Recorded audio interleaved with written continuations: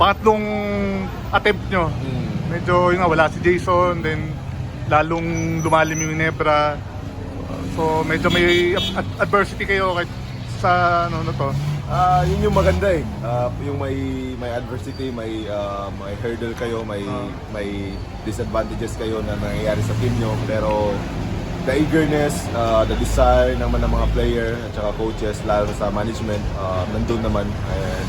And for me as a player na pang third finals appearance ko, excited ako. And lalo na Ginebra ulit yung makakalaban. Sabi mo nga nung huling finals, mahirap basahin si Coach Tim eh. Will that be the same dito sa ano na to? Iba kasi yung si Coach Tim at saka yung Coach Jot Reyes. Matagal na sa liga, madami ng experience. Yun nga yung sabi nila, it's for us, the players, kung sino magdidictate. Siyempre, gusto namin manalo, kaya give namin lahat. Scotty. Yan o. Oy, Scotty. Magkita ka. Sinungaling yan! Wala dyan!